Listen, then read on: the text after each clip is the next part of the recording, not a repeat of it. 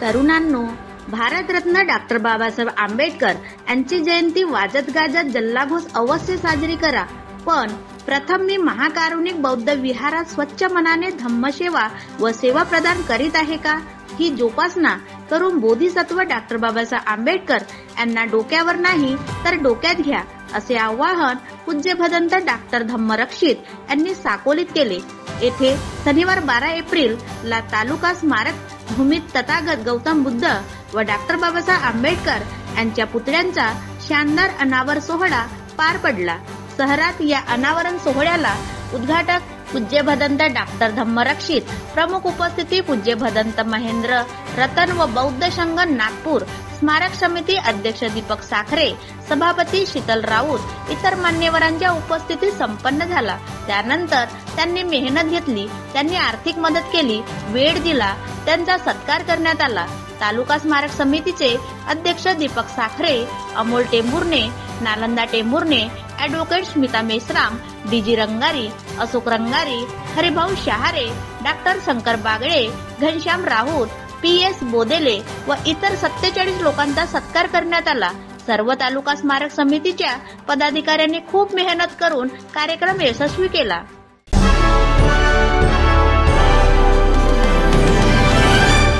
रूप में आते हैं हाथी के रूप में, इसीलिए सम्राट अशोक ने बुद्ध के जन्म का प्रतीक हाथी बनाया. क्या बनाया?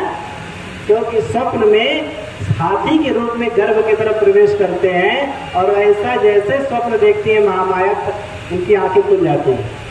आप लोग बुद्धायन धम्मा में पढ़िए, बाबा साहब ने स्वयं लिखा है कि महामाया का स्वप्न आता है और स्वप्न में चतु महाराज जी का देवता की पत्नियां जो हैं उनको उठा के सरोवर के पास लेके जाते हैं, नहलाते हैं, पुष्प वर्षा होते हैं, ऐसा लगता है मानो किसी का दिव्य स्वागत हो रहा है. और उस स्वप्न में जो बोधिसत्व सुमेध थे, वो सुमेध आकर के हाथ जोड़ करके और कहते हैं कि मैं अंतिम बार जन्म लेना चाहता हूँ, क्या आप मेरी माँ बनेंगी? तब महामाया बड़ी प्रसन्नता से स्वीकार करती हैं, निश्चित रूप से मैं आपको अपने पुत्र के रूप में देखना चाहती हूँ. तब जाकर के श्वेत हाथी कमल दल लिए गर्भ की तरफ प्रवेश करते हैं और जैसे ही प्रवेश करते हैं वैसे ही आंखें खुल जाती. इसीलिए बुद्ध को हाथी के रूप में भी पूजा जाता है, इसीलिए उसे हाथी बुद्धा कहते हैं. क्या कहते हैं? थाईलैंड में जाएंगे तो बहुत सारे हाथी बुद्धा दिखाई देंगे, उनको गणपति समझने का भूल मत करिएगा, तो हाथी बुद्धा है. क्या है? हाथी बुद्धा है. आप बहुत सी जगह आप देखेंगे. परंतु बुद्ध को सम्राट अशोक ने केवल प्रतीक बनाया. क्या बनाया? जितना भी बुद्ध की पूजा संबंधित सारी चीजें थी, सम्राट अशोक ने प्रतीक बनाया, प्रतिमा नहीं बनाया. इसीलिए सम्राट अशोक ने स्तूप बनाया, महापरिनिर्वाण का प्रतीक चरण पादुका बनवाए, ज्ञान का प्रतीक बोधि वृक्ष बनवाए, धम्मचक्र प्रवर्तन के रूप में चक्र बनाए. ऐसे बहुत सारे प्रतीक जो है सम्राट अशोक ने बनाया. चैत्य स्तूप इत्यादि बनाया, चक्र बनाया, अष्ट चक्र बनाया, बहुत सारी चीजें, घोड़ा बनाया, गिरत्याग का प्रतीक घोड़ा बनाया. तो ऐसे बहुत सारे प्रतीक बना करके सम्राट अशोक ने पूजा और वंदन किया है. सम्राट अशोक की प्रतिमा, सम्राट अशोक ने बुद्ध की प्रतिमा नहीं ज्यादा बनाई. क्यों नहीं बनाई? क्योंकि सम्राट अशोक पक्के धर्मधर थे, धर्म राजा थे, इसलिए उनको पता था कि बुद्ध ने कहा है कि प्रतिमा का पूजा ज्यादा मान्य नहीं है, इसलिए सम्राट अशोक ने बुद्ध की बहुत सारी प्रतिमाएं नहीं बनाए, केवल टेम्पल बनवाए जिसके अंदर बस बुद्ध की एक प्रतिमा रखी गई पूजा के लिए. बोध गया टेम्पल का जैसे निर्माण हुआ, तिरुपति बालाजी के टेम्पल का निर्माण हुआ, सोमनाथ मंदिर का भी टेम्पल का निर्माण हुआ. ये सारा निर्माण कार्य सम्राट अशोक के समय में उस काल में किया गया है. परंतु इसके आर्कोलॉजी डिपार्टमेंट में इसके सबूत हैं, परंतु अब हमारे हाथ में नहीं है, इसलिए बड़ी दिक्कत हो रही है. पर अभी भी बोध गया हमारे हाथ में नहीं है, जबकि दुनिया भर के लोग जानते हैं ये बौद्धों का स्थान है, यहाँ पर भगवान बुद्ध को ज्ञान प्राप्त हुआ है. फिर भी आज वो स्थान बौद्धों के हाथ में नहीं है, ब्राह्मणों और पंडों के ही हाथ में है. और आज पूरे विश्व में इस बात की लड़ाई हो रही है एक साल से नहीं 120 साल से अनागारी धम्मपाल के समय से ये आंदोलन चल रहा है कि बोध गया का जो विहार है वो बौद्धों के हाथ में हो जाना चाहिए। परंतु देखो दुर्भाग्य हमारे देश का, सभी मंदिरों के ट्रस्टी उन्हीं समय समाज के लोग होते हैं। हिंदुओं का हिंदू होगा, बौद्धों का जैनों का जैन होगा, क्रिश्चियन का क्रिश्चियन होगा, मुस्लिम का मुस्लिम होगा, पर हमारे धर्म स्थल का हमारे लोग नहीं है।